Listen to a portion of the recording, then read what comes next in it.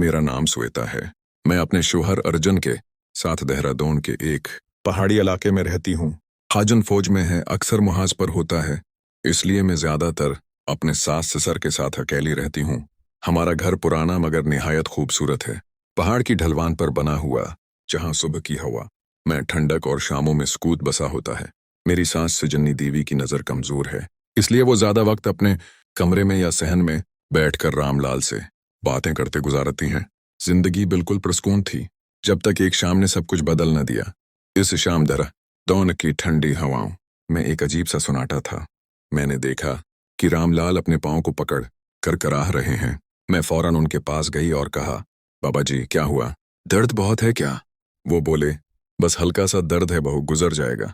मैंने इसरार किया, मैं तेल गर्म करके लाती हूँ, थोड़ा मसाज कर देती हूँ, आपको आराम मिलेगा। उन्होंने चंद लम्हे सोचा और फिर बोले, अच्छा ठीक है, अगर तुम्हें इतना शौक है तो चलो मेरे कमरे में कर लो मालिश। मैंने उनका हाथ थामा और उनके कमरे तक ले गई, जहां पुरानी लकड़ी का बस्तर और मिट्टी की खुशबू बसी थी। कमरे में मध्यम रोशनी जल रही थी। मैंने जैतून के तेल से उनके पांव दबाने शुरू किए। वो सुकून से आंखें बंद करके बोले, तुम्हारे हाथों में बड़ी राहत है, पांव के साथ साथ थोड़ा ऊपर का दर्द भी ठीक कर दो। मैंने आहिस्ता से कहा, अच्छा बाबा जी, जहां जहां दर्द है वहां तक कर देती हूँ। इनकी आंखों में एक नरम चमक थी, जैसे बरसों बाद किसी ने ख्याल रखा हो। जब मालिश खत्म हुई तो मैं जाने लगी। उन्होंने धीरे से कहा, सुबह आज रात यहीं रख जाओ, अगर दर्द बढ़ गया तो कौन देखेगा। इनकी बात में कमजोरी और तन्हाई दोनों झलक रहे थे। मुझे तरस आ गया। मैंने फर्श पर चादर बिछाई और वहीं सो गई। रात ठंडी थी, लेकिन दिल में अजीब सी बेचैनी थी। सबर। जब आंख खुली तो मुझे महसूस हुआ जैसे कुछ ठीक नहीं।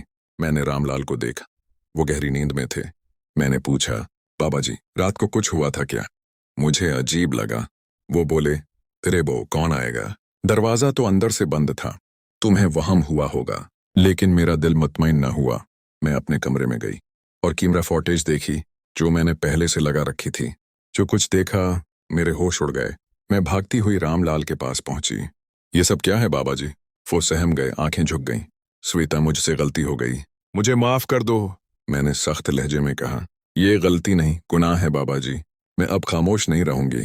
कुछ देर बाद वो रो पड़े और कहने लगे, मैं बरसों से अकेला हूँ, सजनी की कमजोरी और मेरी तन्हाई ने मुझे बदल दिया है। मैं खुद को पहचान नहीं पाया। बहू, मैं चुपचाप सुनती रही। इस रात हमने बहुत बातें की, एहसास, गलती और वो दुख जो अकेलेपन से जन्म लेते हैं। देहरादून की वो सर्द रात मेरे लिए जिंदगी का सबसे अनोखा तजर्बा बन गई। कभी सोचती हूँ, क्या वाकई तन्हाई इंसान को बदल देती है, या फिर वो महज एक लम्हे की कमजोरी थी? ये कहानी किसी इल्जाम के लिए नहीं, बल्कि इंसानी एहसासात को समझने के लिए है।